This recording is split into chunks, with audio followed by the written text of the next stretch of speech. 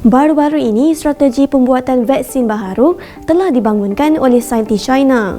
Difahamkan vaksin baru itu melibatkan pembalut virus hidup dalam hidrogel pelindung untuk mengaktifkan tindak balas imun badan dengan cepat, selamat dan berkesan. Ianya juga merupakan satu perkembangan dan usaha yang boleh meluaskan pilihan untuk kempen vaksinasi China. Menurut satu kenyataan media, ancaman wabak virus baru telah meningkatkan keperluan vaksin untuk digunakan dengan selamat dan berkesan. Oleh sebab itu, penyelidik dari Universiti Zhejiang dan Institusi Bioteknologi Beijing telah menunjukkan vaksin eksperimen yang terdiri daripada virus Zika jenis liar hidup dan virus RNA tunggal bawaan nyamuk. Malah, Kementerian Sains dan Teknologi juga telah meluluskan ujian klinikal mengenai keberkesanan dan keselamatan penggunaan vaksin. Hal ini kerana pada fasa awal program vaksinasi, China bergantung pada vaksin yang tidak aktif. Tetapi, ujian kini sedang dijalankan untuk melihat sama ada vaksin yang dibuat menggunakan teknik yang lebih baharu boleh meningkatkan imuniti. Malah, pihak berkuasa juga perlu mempertimbangkan faktor lain seperti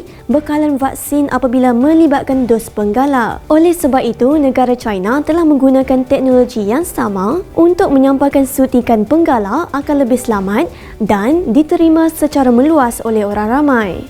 Vaksin baharu ini juga dijangka akan mewakili strategi yang menjanjikan perlindungan terhadap penyakit berjangkit yang muncul. Terdahulu, Pharmaniaga Berhad memberi jaminan vaksin COVID-19 CoronaVac keluaran syarikat China, Sinovac Life Science Sinovac yang diterima rakyat adalah selamat, berkesan dan halal. Hal ini kerana vaksin yang dihasilkan itu menggunakan teknologi virus tidak aktif dan merupakan kaedah paling berkesan serta terbukti sejak 40 tahun lalu. Melihat kepada usaha yang dilakukan oleh negara China ini telah meletakkan China sebagai negara sains dan teknologi kesihatan yang paling canggih setakat ini dan mampu mengatasi negara-negara membangun yang lain. Usaha ini juga wajar dicontohi oleh negara-negara membangun yang lain bagi membantu meningkatkan ekonomi dan pembangunan.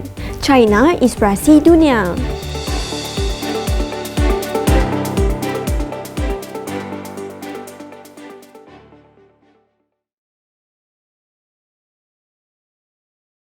Channel China Kini ini akan memaparkan info-info berkaitan pembangunan, ekonomi, sukan,